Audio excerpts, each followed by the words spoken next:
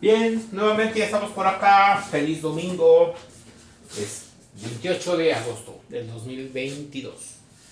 Si escuchan por ahí algo de música de fondo, no es mía, es los vecinos. Hace 8 días, hace 15 días había otros vecinos también con música. Por ahí los videos de repente salen con música. Bueno, a mí me gusta. Este problema es de torcas combinado con ley de Hooke. Entonces me dice el problema. La viga uniforme AB pesa 600 newtons. En el punto A se conecta a una bisagra y en B la sostiene un resorte sujeto a la pared en D. Si el resorte se mantiene horizontal y la viga con inclinación de 37 grados arriba de la horizontal, calcula el valor de K si el resorte está estirado 7 centímetros.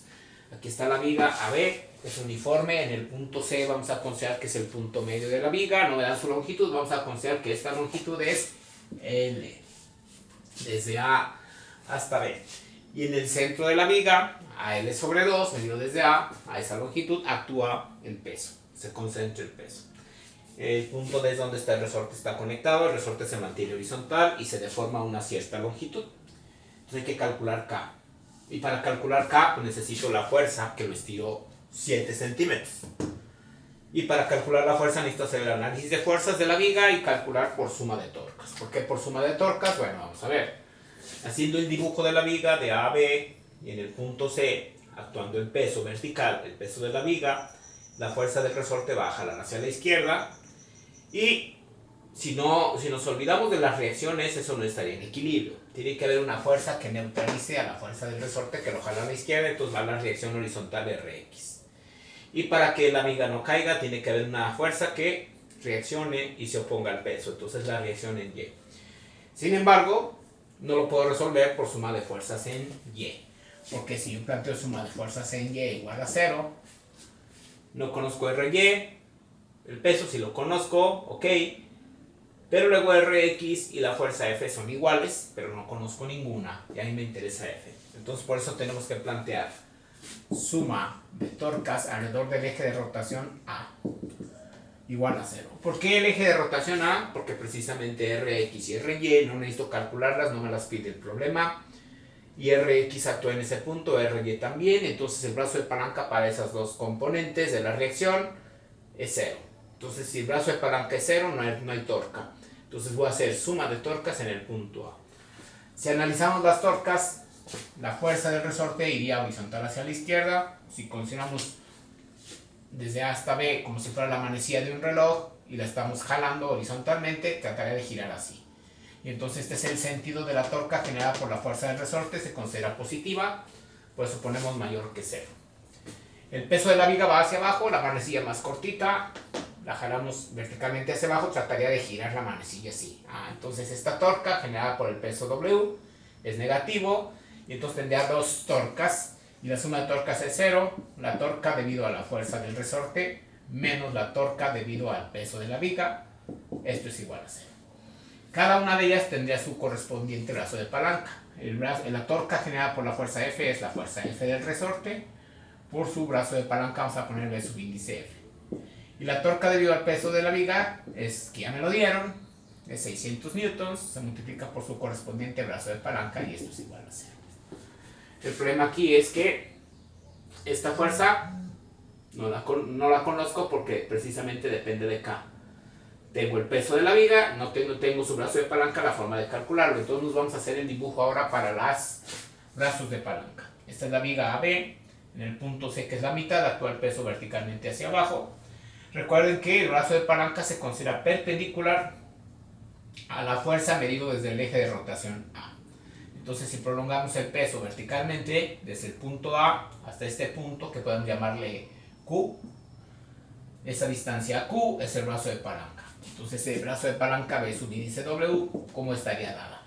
Es un cateto, es el cateto adyacente. Entonces ese cateto adyacente dividido entre la hipotenusa, esta longitud que es la mitad de la viga dividido entre L sobre 2, me da el coseno del ángulo teta.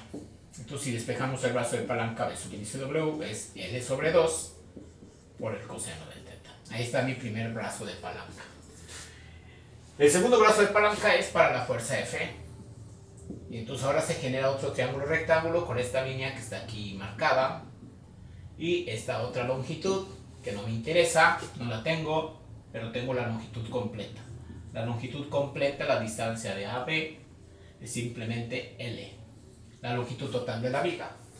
Entonces, si yo divido BF entre la longitud L, ¿ahora qué me da? Para el ángulo θ, que es alterno interno con este, me da ahora el seno de θ. Si despejamos el brazo de palanca BF, es L por el seno de θ. Entonces ya tengo mis dos brazos de palanca. Vamos a plantear acá la suma de torcas, la fuerza del resorte. ¿Y cuál es la fuerza del resorte? K por X. Entonces sustituyo aquí K por X. Y el brazo de palanca B sub índice F es L por el seno de θ. Le restamos la torca debido al peso W. La fuerza que genera la torca es el peso de la viga. Y su brazo de palanca B sub índice W, L sobre 2 por coseno de θ. Igual a 0.